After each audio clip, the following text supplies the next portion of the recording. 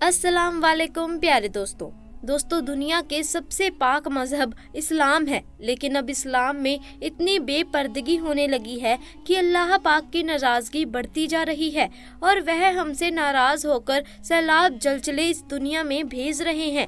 अगर इसी तरह हम गुनाह करते जाएंगे तो वह दिन दूर नहीं जब अल्लाह पाक की पूरी दुनिया में सैलाब और जलजले भेज देंगे और पूरे मुल्क के लोगों को ऐसी मौत से बहुत खौफ है। इसीलिए अभी भी वक्त है, अगर हम अल्लाह पाक से माफ़ी मांग लेते हैं, उनके बताए हुए राह पर चलते हैं, तो अल्लाह पाक इस दुनिया को ही जन्नत बना देंगे। ऐसे में दोस्तों, आज की वीडियो में जानेंगे कि मरने के बाद शराबी के साथ क्या हुआ, जिसे देखकर लोग अल्लाहू अकबर के नारे लगाने लगे।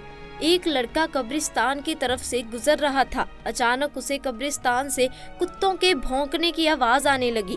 जब उसने कब्रिस्तान में जाकर देखा तो कुत्तों का एक गिरोह एक कब्र के पास अजीब तरह से आवाजें निकाल रहा था। जब उस कब्र को खोला गया तो अंदर क्या निकला, आगे हम आपको इस वीडियो में बताएंगे।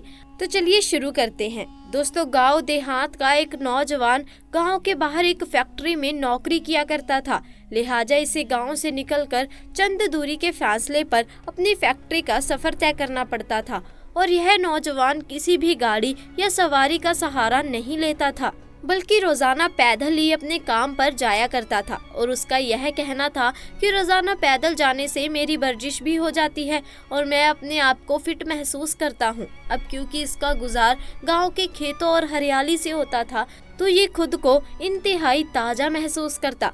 गांव से बाहर जाने पर एक कब्रिस्तान भी मौजूद था, इसीलिए रोज वहां से गुजरते हुए कब्र वालों को सलाम करता और उनके लिए दुआएं मुगफरित भी करता। लेकिन दोस्तों, पिछले तकरीबन 3 दिन से इसके सामने एक अजीबोगरीब वाक्य पेश आ रहा था और इसे समझ में नहीं आ रहा था कि इस मामले की वजह क्या है। यह सोच रहा था कि मुझे यहाँ से गुजरते हुए तकरीबन 10 साल हो गए हैं, लेकिन आज तक तो ऐसा कभी नहीं हुआ। असल में दोस्तों, पिछले 3 दिनों से उसके साथ कुछ यूं हो रहा था कि जब भी वह कब्रिस्तान के बाहर से गुजरता तो उसको कब्रिस्तान के अंदर से कुत्तों के भौंकने की तेज आवाज आया करती थी।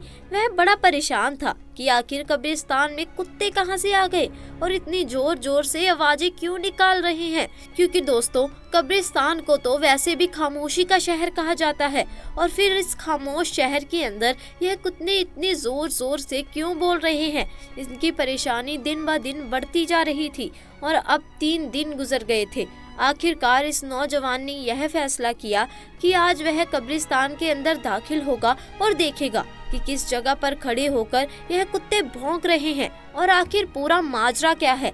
दोस्तों, अगले दिन जब वह कब्रिस्तान से गुजर रहा था तो फिर उसे कुत्तों के भौंकने की आवाज सुनाई देने लगी। जैसे ही वह शख्स कब्रिस्तान में दाखिल हुआ तो उसने देखा कि 4 दिन पहले जिसकी मौत हुई थी, उसकी कब्र पर खड़े होकर कुत्तों का एक गिरोह अजीब तरह से आवाजें निकाल रहा था। वह बहुत परेशान हुआ और कहने लगा, अभी 4 दिन पहले तो यह कब्र तैयार हुई है, ऐसा क्या मामला हुआ कि कुत्ते इसके कब्र पर खड़े होकर भौंक रहे हैं। उसने जब यह देखा, यह फैसला किया कि आज शाम को जाकर वह गांव की पंचायत में सबको इस बारे में बताएगा कि अभी जो शख्स 4 दिन पहले इस दुनिया से चला गया था, उसकी कब्र पर पिछले 3 दिन से कुत्ते भौंक रहे हैं। लिहाजा शाम को अपने काम से फारिग होकर वापिस आता है और आकर तमाम हाल गांव वालों के सामने बयान कर देता है। अब गांव की पंचायत, ओलमा और इले इलाम ने यह फैसला किया कि इसकी कब्र खुदाई की जाए, यानी उसकी कब्र को खोदा जाए और देखा जाए कि अंदर आखिर मामला क्या है। कब्र को खोदने से पहले गांव वालों ने उस मैयत के घर वालों से इजाजत लेना मुनासिब समझा। चुनाचा कुछ लोग उसके घर पहुंचे और घर वालों को सारा हाल बयान किया। तो उसके भाई ने कहा, अगर आप यह देखना चाहते हैं कि अंदर मामला क्या है तो हमारी जानिब से आपको इजाज़त है, लेकिन हम आपके साथ नहीं जाएंगे। आप खुद अकेले जाकर उस कब्र को खोल कर देख सकते हैं। दोस्तों लोगों के लिए यह बड़ी हैरानी की बात थी कि एक भाई अपने ही भाई की कब्र खुलते वक्त वहां मौजूद ना हो, लेकिन लोगों ने इस बात पर ज्यादा गौर करने की बजाय यह सोचा कि पहले कब्र को खोल कर देख लिया जाए कि आखिर मामला क्या है। लिहाजा दोस्तों उसके घर वाले तो साथ नहीं गए, लेकिन गांव में काफी तादाद में लोग कब्रिस्तान पहुंच गए थे और कब्र खोलने का सामान भी वहां आ चुका था। और जब इस कब्र को खोलने का अमल शुरू किया गया तो वह कुत्ते जो पिछले कुछ दिनों से इस कब्र पर खड़े होकर अजीब आवाज निकाल रहे थे, वह भी आसपास मौजूद थे और कब्र के आसपास मंडरा रहे थे और गांव वालों को देखते रहे।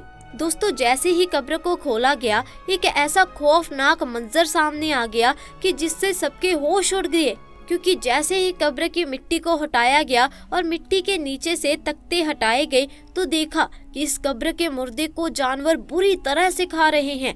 यह मंजर देखकर लोगों की चीखें निकल गई और वह फौरन उसकी कब्र को बंद करके घर वापस चले गए, क्योंकि उस मुर्दे को जानवर इतनी बुरी तरह से खा रहे थे कि जो भी वहां मौजूद था उन लोगों में कपकपी तर गई। उन्होंने इसी में अपनी भलाई समझी कि इस कब्र से जितना दूर हो सके उतना दूर रहना चाहिए। लेकिन दोस्तों सवाल तो यह उठता है कि आखिर इसका कौन सा वह गुनाह था जिसकी वजह से उसकी कब्र में इतना खौफनाक अजाब हो रहा था।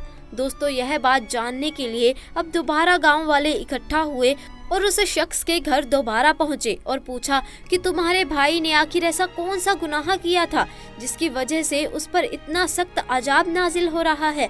अभी उसका इंतकाल हुए 3-4 दिन ही गुजरे हैं कि कब्र में जानवर इतनी बुरी तरह से उसे खा रहे हैं। उस मैयत का भाई कहने लगा, मैं जानता था कि जब आप कब्र को खोदेंगे तो आप लोगों की आंखों के सामने ऐसा ही कोई मंजर आएगा, इसीलिए मैंने आपके साथ जाने से इनकार कर दिया था, क्योंकि मैं इसकी वजह जानता हूँ। लोगों ने सवाल किया, बताओ आखिर इसकी वजह क्या है? तो उस शख्स ने कहा, मेरा भाई कोई शरीफ आदमी नहीं था, वह दरअसल एक शराबी आदमी था जो कि सारा दिन शराब के नशे में पड़ा रहता था। ना उसे घर की परवाह थी और ना ही घर वालों की। उसकी जिंदगी का मकसद सिर्फ और सिर्फ अय्याशी करना था और वह शराब पीकर अपने रिश्तों के मायने भी भूल जाया करता था। यहाँ तक कि वह हमारी माँ को गालियाँ देता और बाप के साथ भी लड़ाई झगड़े करता था। और जब उसे शराब पीने के लिए पैसे नहीं मिलते थे तो वह ऐसे ऐसे बदतरीन गुनाह करता जिसके बारे में मैं आपके सामने बयान भी नहीं कर सकता। यह वह तमाम गुनाह थे जिसकी वजह से उसको कब्र में इतना खतरनाक अजाब मिल रहा है। हम यह जानते थे कि उसका अंजाम इसी तरह का होने वाला है। तो दोस्तों उम्मीद करते हैं कि आज के वाक्य के बाद आपको भी इस बात का अंदाजा हो गया होगा कि नशा शराब कितनी बड़ी लानत है और क्यों दीने इस्लाम में मुसलमान को इससे दूर रहने और पीने से मना फरमाया जाता है। दोस्तों इस्लाम में शराब पीना या पिलाना, बेचना, खरीदना यह सब हराम है। हर मुसलमान को चाहिए कि अल्लाह को उसके प्यारे रसूल सल्लल्लाहु ने जिन जिन चीज़ों को हराम करार कर दिया है हम उसे अपने आप को बचाएं और हमारी नस्लों की हिफाजत करें। तो दोस्तों वाक्य पसंद आया तो वीडियो को लाइक कीजिए, शेयर कीजिए और चैनल को सब्सक्राइब भी कर दीजिए। इंशाअल्लाह मुलाकात होगी ऐसे ही नए और दिलचस्प वाक्य के साथ। तब तक के लिए खुदा हाफिज़।